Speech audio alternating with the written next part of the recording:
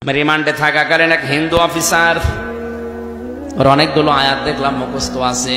আমারে বলছে, হুজুর একটা কথা বলি, আপনি তো মাওলানা মানুষ, আপনি তো বিভিন্ন জায়গায় ওয়াজ করেন। আমি সরকারি কাজে 2 বছর ইয়ামেনে ছিলাম, ওমান ওমান।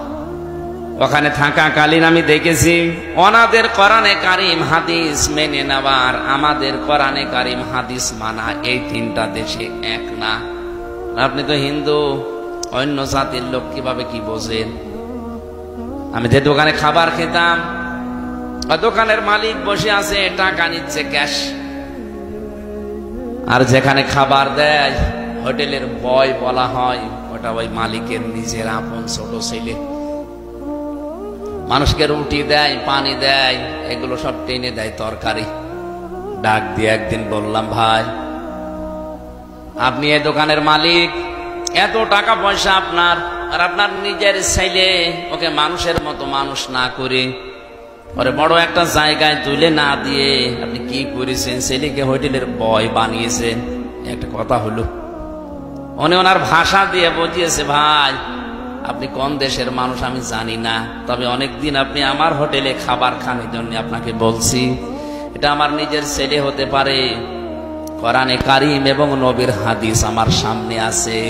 ইয়া আইয়ুহাল্লাযীনা আমানু ইন্না মিন আযওয়াজিকুম ওয়া আওলাদিকুম আদুওয়াল লাকুম ফাহযারুহুম ইলা আখির আয়াত। হিন্দু অফিসার আমাকে বলছেন, হুজুর এ দোকানের মালিক আমাকে কোরআনে কারিমের সূরা তাগাবুনের এই 14 নাম্বার 15 নাম্বার আয়াত আমাকে শোনালো। আমারও কোরআনের অনেক আয়াত মুখস্থ আছে, আমি বাংলা সহ মুখস্থ করেছি।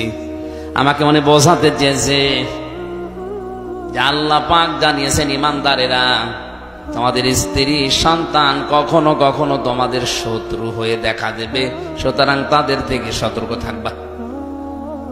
আমার এই সন্তানটাকে আমি যা মনে করি, আপনাকে আমি একই জিনিস মনে করি, কারণ আল মুসলিম আখুল মুসলিম, মুসলমান মুসলমানের ভাই।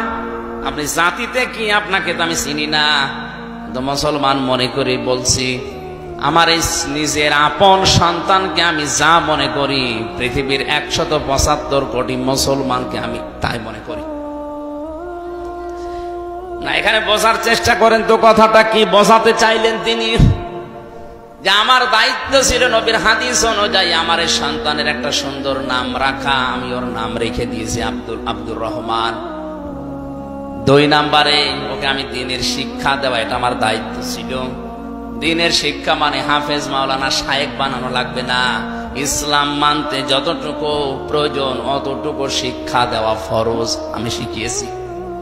অন্তত ইসলামের যে মৌলিক জিনিস এগুলো মানতে পারে। 3 নাম্বারে ওকে একটা সৎ পাত্রী দেখে পাত্রস্থ করা আমার দায়িত্ব ছিল, আমি একটা সৎ পাত্রী দেখে ওকে বিয়ে দিয়েছি।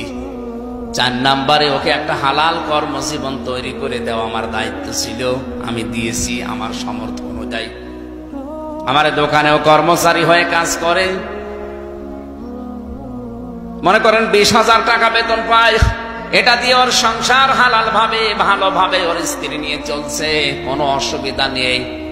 আমি তো আর ওর জন্য 5 লাখ 10 লাখ 20 লাখ টাকা খরচ করে হারাম কোনো কাজে সুপারিশ করে একটা চেয়ারে বসিয়ে দিতে পারি না।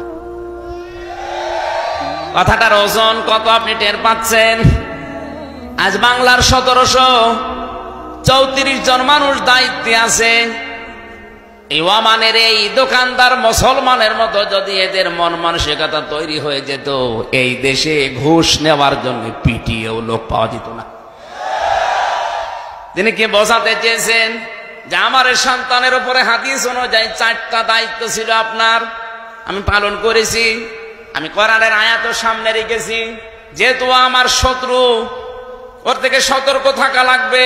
ওকে এমন জায়গায় আমি তুলে দিতে পারি না যে জায়গায় যে ও যেখানে বসার যোগ্যতা রাখে না, আমি টাকা পয়সা ঘুষ দিয়ে প্রভাব প্রতিপত্তি খাটিয়ে ওই চেয়ারে ওরে বসিয়ে দিলাম। ওইটার কারণে ওই চেয়ারে বসে আরো হাজারো অন্যায় করবে। আপনি বলেন তো, এই নিয়মটা বাংলাদেশে এখন কেউ মানছে না। এই জন্য ওনাদের কোরআনে কারিমের আয়াতগুলো মানা আর আমাদের দেশের মানুষের কোরআনের আয়াত মানা একই আয়াত, কিন্তু মেনে নেওয়ার সিস্টেমটা এক না। আজ আমরা এই মন মানসিকতা নিয়ে যদি তৈরি হতে পারতাম যে ঈমান এবং আল্লাহর পরিবর্তে যারা কুফরিকে, শিরিককে, বেদাতকে বেশি ভালো মনে করে, ও আমার সন্তান হলো আমার শত্রু, ও আমার স্ত্রী হলো আমার শত্রু, ওর থেকে আমার সতর্ক থাকা লাগবে।